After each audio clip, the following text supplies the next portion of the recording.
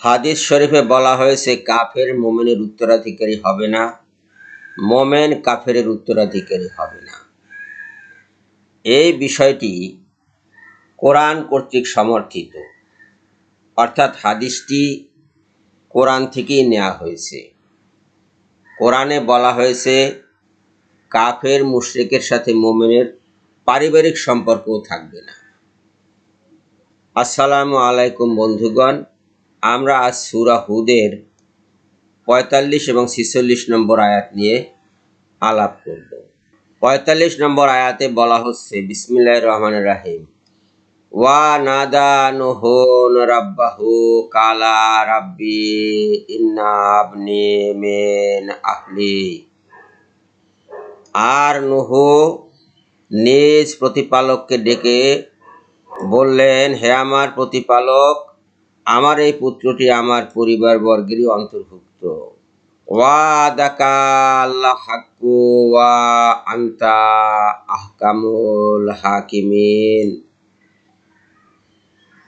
আর আপনার ওয়াদাও সত্য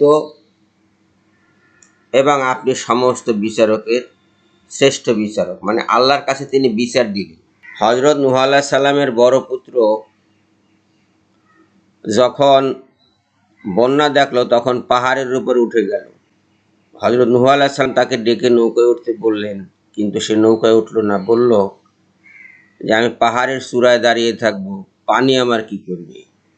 কিন্তু এক ঢেউ এসে তাকে সেখান থেকে আছড়ে ফেললো পানির ভিতরে এবং তার মৃত্যু হয়ে গেল। তখন হযরত নূহ আলাইহিস সালাম আল্লাহকে ডেকে বললেন যে, হে প্রভু, আপনি তো বলেছিলেন যে আমার পরিবারবর্গ রক্ষা পাবে, কিন্তু এই পুত্রটি তো আমার পরিবারের অন্তর্ভুক্ত। আপনার ওয়াদা তো মিথ্যা হতে পারে না, এটা তো সত্য, আর আপনি তো বিচারকদের বিচারক। আল্লাহ বললেন, হে নূহ, এই ব্যক্তি তোমার পরিবারের অন্তর্ভুক্ত নয়, সে অসৎকর্মপরায়ণ, সে গায়রু সালিহিন, সালিহিনদের অন্তর্ভুক্ত নয়। সালিহিন কারা? প্রকৃত মুমিনরা হলো সালিহিন, তাদের অন্তর্ভুক্ত নয়। কাজেই সে তোমার পরিবারের অন্তর্ভুক্ত নয়। তুমি আমার কাছে এমন বিষয়ের আবেদন করো না যে সম্বন্ধে তোমার কোনো জ্ঞান নেই। আমি তোমাকে উপদেশ দিচ্ছি যে তুমি অজ্ঞদের অন্তর্ভুক্ত হও না। এভাবেই আল্লাহ পাক মুমিনদের থেকে কাফির মুশরিকদের সম্পর্ক ছেদ করিয়ে দেন।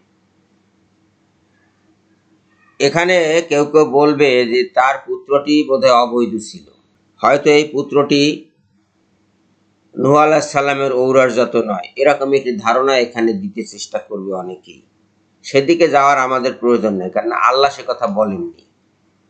আল্লাহ বলেছেন যে সে অসৎকর্মপরায়ণ। অসৎকর্মপরায়ণ মানে ইসলামের হুকুম হাকাম সে মানে নাই,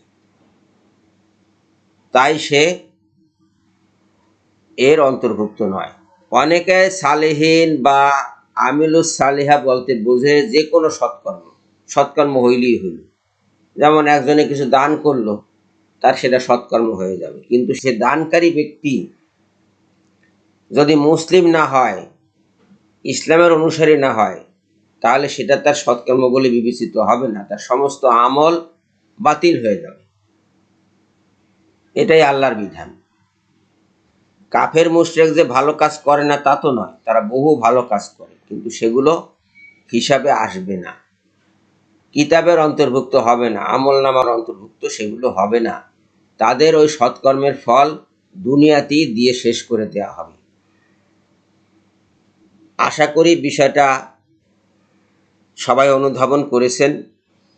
সবাইকে ধন্যবাদ জানিয়ে এখনকার মতো বিদায় নিচ্ছি। আল্লাহ হাফেজ।